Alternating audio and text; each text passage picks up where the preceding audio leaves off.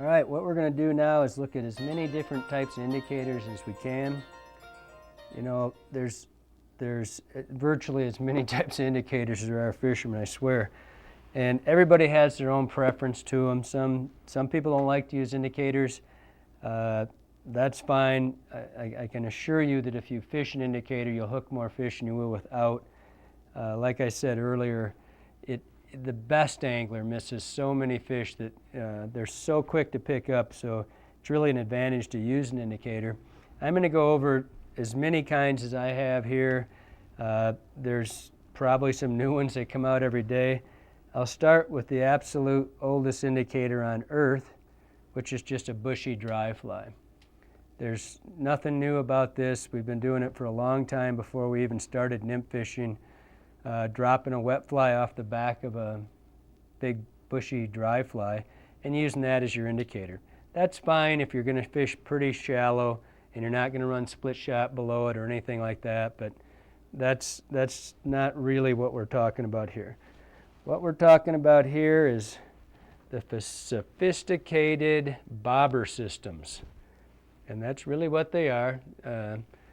They're an indicator, or as Jack Dennis frequently says, it's a communicator. Communicates what's happening on the bottom. And there's as many kinds as you can imagine. I've even got more here. I'm going to kind of walk through them a little bit. And again, the key to fishing nymphs well is being able to detect the strike. And that's all this is about, detecting the strike underwater. Some people suspend with their indicators, which means that they'll have the fly hanging off the indicator and actually floating it like a bobber. And if there is a difference between indicators and bobbers, it's the fact that you don't necessarily have to have the fly suspended off of this. I never suspend off my indicators. I even frequently, and I'll show you on the one system I use, I don't care if it sinks. All I care about is being able to see what happens underwater. If something picks up, I know it. And so I'm looking for something that will detect what's happening on the bottom. So I'm going to start with what I think was the first indicator, which is simply a piece of 13 weight level fly line. And all you do to use this stuff is you just core it, you just stretch it up, put your thumbnail into it, and pull a piece off. And then you take your tippet and you just thread that on your tippet, run it up to your butt section, and it just sits up there. You know, if it's not far enough, it's way up on the butt section, will stick. Otherwise, you got to throw a double overhand knot so it doesn't slide down. But this indicator doesn't float anything. It'll sink underwater.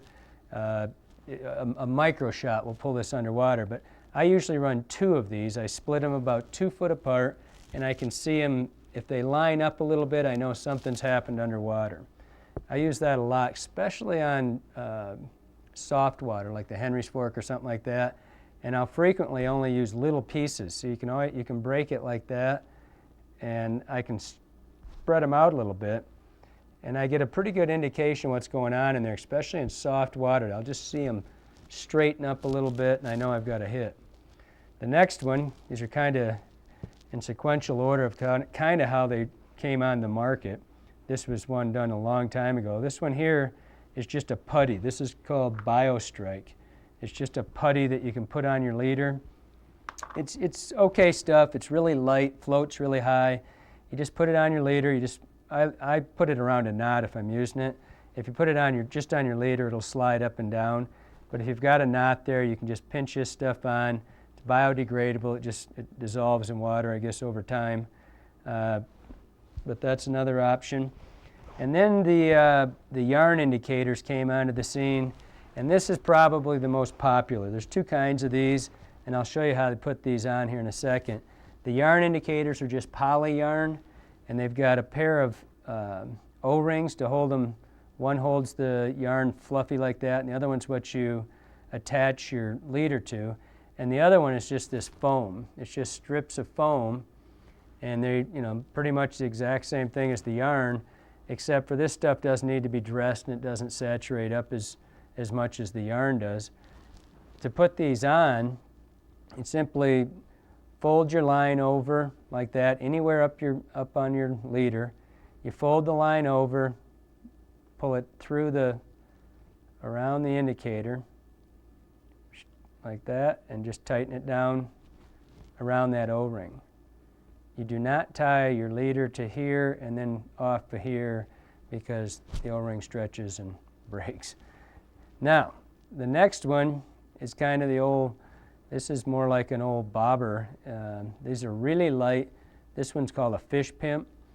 These have got a little slit down the side of them and a rubber tube through them. You can run your leader right through the tube, or you can run it into the slit, and then you just twist these like that. The nice thing about these is you can adjust them. You can just back that off and slide this up and down your leader. The bad thing about them is that occasionally they just pop off with that slit. The next one I'm going to show you is the old-fashioned corky. Got that one over here. These here, kind of like this, the original ones of these didn't have the slit in them, and they just had the hole in the end. Now, the way most people use these is they would put this through here, find your toothpick, they would take a toothpick and they would peg them. Just stick that into the hole and you'd break that off. And that's all right, it'll hold, but there's another way to do it, and you simply, the pegs were a little bit of a problem for me. My lines seemed to get tangled up on them a lot. But if you just run your leader through it, down that way, go back through the hole there. Now you've got a loop in the end. Then you run the tag end of that through the loop. Okay? The nice thing about that system there is it's right in line. There's nothing, there's no pegs. And when you want to move it, you simply pull the end, just pull it out a little bit, and you just adjust it up and down the leader. It makes it pretty easy. You don't have to carry the pegs. The last one I didn't mention, I just wanted to bring up, are pinch-ons. These have been around forever. And they're simply a little dot of foam. You take them off your, and I use these a lot actually. I didn't used to use them, but I think I'm just getting lazy. You take these and you put it right in the middle of their adhesive on the back, and you simply pinch it over. Obviously it has limitations because once it's on, it's on. If you try to move it, you break that glue inside and it never sticks again. But it's a real easy system. If you're in a hurry, you want to just pinch one on there and get out in a hurry. I use them because I know the depth of the water I'm going to be fishing is pretty much the same. When I'm done at the end of the day, I just pull the thing off, get that stuff off my line, and I'm done with it. But that's pretty much all of the indicators that I know of, or at least that I fish, all in line right there. I think this would suspend a fly. I'm not sure. Like a marlin fly. That's one of the most critical things about fishing nymphs, is understanding where that indicator's got to be. In the perfect world, if everything is right and the water's not big, 1.5 times the depth of the water. Now that's a little bit indicative of how fast the water is. Like out in front of us here, it's really ripping. So I can't go 1.5 times the depth. Usually if it gets fast on you, or more than 3 feet, you have to go twice the water depth. It's just a rule of thumb. The key is to try to get the lead as quickly to bottom in as straight a line above your indicator, below your indicator, as you can possibly get it. This run right here is just about 4 foot deep, so I'm going to try to get it twice, less than twice, because when you start talking about 8 foot between there, it's just too much in between the indicator and the split shot. So I'm going to bend the rule a little bit. I'm going to go about 6 feet, because it's only deep right there, and I'm going to concentrate on the tail out that's about 2.5 feet deep. The thing I've done to my leader is I'm going to be fishing 3X today, and most of my nymph rigs, I can take a standard leader and run that, but usually what I do is I take the leader and I add 2 or 3 foot of tippet to the end of it. Start with a 7.5. If you're using a regular 9 foot leader, you can leave it, maybe only add 18 inches, but the light tippet. The lighter you can keep your tippet, the faster the lead goes to bottom. So I'm not going to run really, I want to have the reduction happen higher up the line if I have that choice. That's why I add this tippet, because it's all the same diameter. It's 3x for the bottom 6 feet. So this is a sliding indicator. They're kind of new. It's a frog hair indicator, and they've got little rubber stops on them.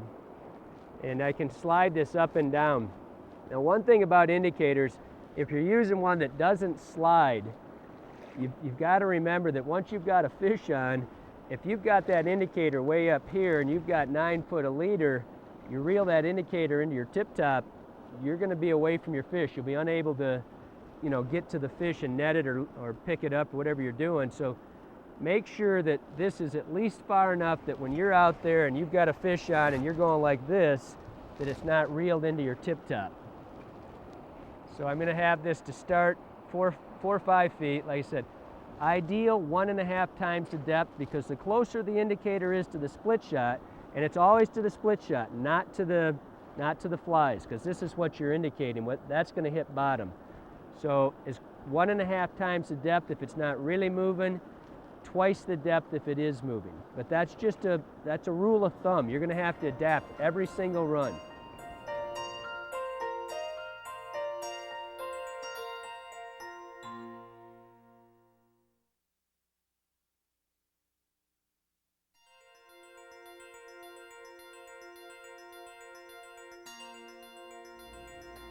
I'm going to talk just a little bit about weighting the line, split shot, or whatever you're going to use. I'm going to show you 3 or 4 different types here. The most common, of course, is just going to be the old-fashioned split shot, just lead split shot.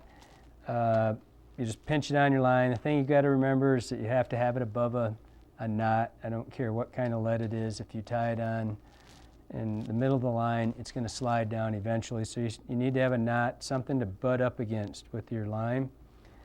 The other thing you need to remember about using split shot in national parks, I think every national park it's illegal to use lead, so you have to use tin. It looks the same. It's a tin shot. It's usually color coded. It's usually green or blue. If you're using tin, you almost always have to double the amount that you would normally use. It's about half the density, so you just have to increase the size. The other thing you can use, not in the parks, just for lead, these twist-ons, kind of nice. You put them on and you just twist them around your leader, and they're a little bit less. They don't get caught up quite as much as the regular split shot does. And the other one you can use is called putty. It's tungsten putty. And this it's kind of neat. Again, it doesn't get caught up as much as lead, but mostly it's because it doesn't get down to the bottom as fast either. But you simply take a little bit of this. Again, it has to be above a knot or on a knot. It actually helps. And you just roll it on. Just roll the ends. The putty, it makes a nice long loop. You just work it in so you've got a nice even taper. Weight's a personal thing. I use split shot more than anything. I fish a lot of freestone rivers, so like the Madison or Boulder rivers that I don't try to drag bottom, but mostly I use the split shot unless I'm in the parks. Like I said, you can't use lead up there. But it's all personal preference. The biggest thing is you have to understand that to fish nymphs properly, you have to adjust your weight on and off. Every single run you may have to change it. The key is to get the fly to the bottom, hit bottom but not drag bottom. So the split shot allows you to put a little bit on, put a little bit more later, take some off. You got to be able to adjust it quickly. So that's why I use the split shot more than anything. If I know I'm in a run where, like on the Henry's Fork, for example, and I want the fly just to suspend just off bottom and it's pretty stable bottom contours, I'll frequently use the putty. But that's a rare, that's a unique situation. But in most of the time when I'm nymphing and I'm on the bottom, I'm going to use the split shot. Because the water's moving really fast, I'm going to put, I generally fish either B or BB shot, BB bigger. I'm going to run 2 BB shot right here. And that's, much like your indicator, you have to adjust your lead every single spot you get to. If I get here and I can't hit bottom with 2, I'm going to go to 3. If I hit drag in this back eddy real quickly, then I'm going to take 1 off. The key is to have it just touching the bottom. Tap, tap, tap, tap. Just barely touching the bottom so I know the fly's near the bottom where the fish are. And then adjust it if I move into this lower end and it's only a foot deep, obviously I'm going to have to take 1 off. But I'm going to put 2 on, just above the knot. You don't have to pinch them really hard when you've got the knot, so it's just, they can't go anywhere. And I'm going to put that fly. I like to run the fly. I seldom run one less than 14 inches. I just don't want it that close to the lead. Usually 18 inches for the first one, 16 to 18 inches. I'm going to put on a rubber leg stone fly, kind of a big one, because I'm hoping that they're really aggressive. Again, I don't use weighted flies. I like unweighted flies. I let the lead do the work for me. Let the lead get to bottom. So now I'm going to have just a single fly. This is the most basic system there is. 1 fly 16, 18 inches below the lead. Have my indicator roughly 4 foot above the lead.